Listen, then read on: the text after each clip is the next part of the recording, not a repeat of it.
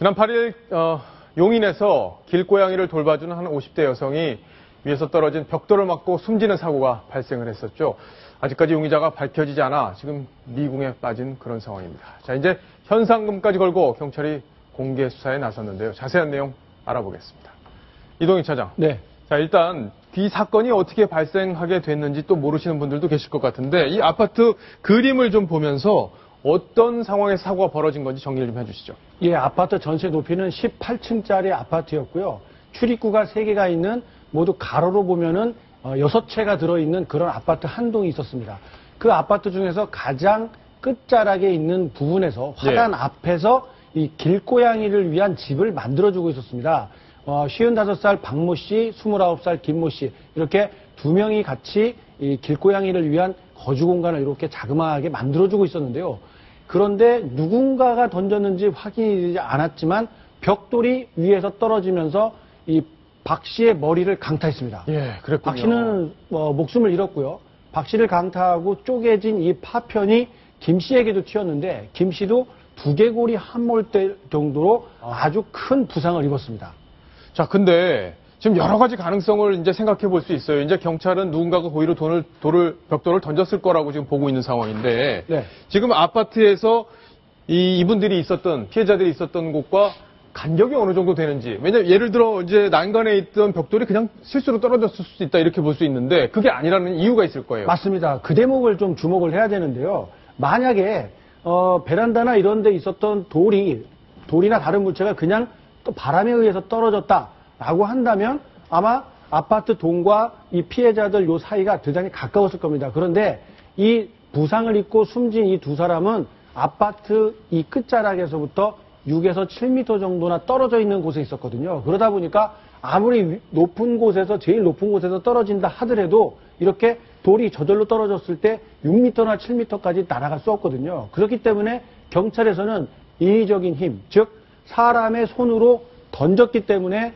아파트 베란다에서부터 6에서 7m 떨어진 곳까지 돌이 날아갔다. 이렇게 보고 고의적인 그런 범행으로 보고 수사를 하고 있습니다. 그렇군요.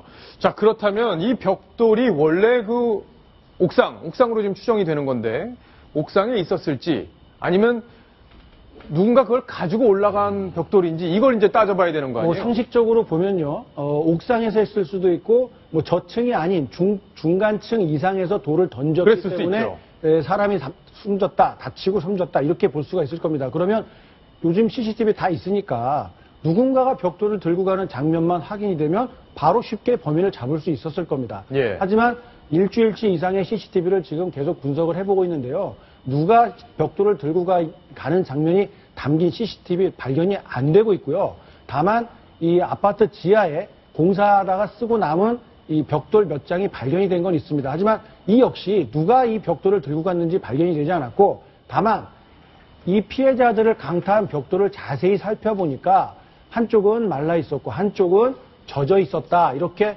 확인이 되고 있습니다. 그러니까 가정 내에서 누가 예를 들어서 세탁기를 위에다 올려놓고 높이를 맞추기 위해서요, 이렇게 올려놓고 쓰다 보니까 벽돌의 아래쪽은 젖어 있고 위쪽은 말라 있는 그런 형태의 집에서 쓰던 벽돌을 누군가가 던진 것 아니냐, 이런 추론도 가능해 보입니다. 자, 근데 우리가 지금 기대할 수 있는 거, 지금 CCTV에도 단서가 없고, 지금 주민들 조사에도 단서가 없는 거예요. 그죠? 없습니다. 그럼 기대할 수 있는 거는 바로 이 주민 DNA 채취하는 거, 이거밖에 없는 거죠? 이 벽돌에 DNA가 묻어 있다면 그 거주하고 있는 거주민들의 동의를 받아서 모두 DNA를 확보해 검사해서 대조를 한다면 누군가가 이 범행을 저질렀는지, 누가 이 벽돌을 만졌는지 확인을 할 수 있겠습니다만, 이 안타깝게도 아직까지는 이 벽돌에서 이 사람의 DNA가 검출이 되지 않고 있다고 합니다. 그래서 이 부분 역시 쉽지 않은데요. 일부 주민들은 정말 빨리 범인을 잡아야 한다 하면서 내 DNA를 검사해달라고 말을 할 정도라고 내 걸 검사해달라?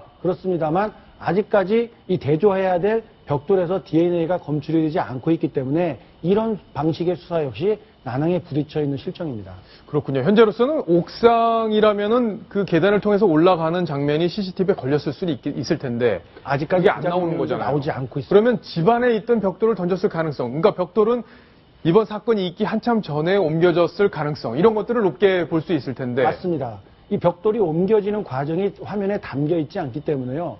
이 벽돌의 형태처럼 이 집안에서 오랫동안 사용되었던 벽돌이 날아든 것으로 이렇게 가능성이 제일 높고요. 그렇다면은 1, 2, 3층이나 이런 저층에서는 사실상 가능하지 않은 일일 테고 뭐 5, 6층 이상의 고층 부분에서 이런 범행이 일어났을 것이다. 경찰은 이렇게 보고 그 당시에 있었던 주민들을 대상으로 계속해서 탐문 수사를 이어가고 있습니다. 알겠습니다. 속보가 계속 나올 텐데 저희가 또 꼼꼼히 챙겨드리겠습니다.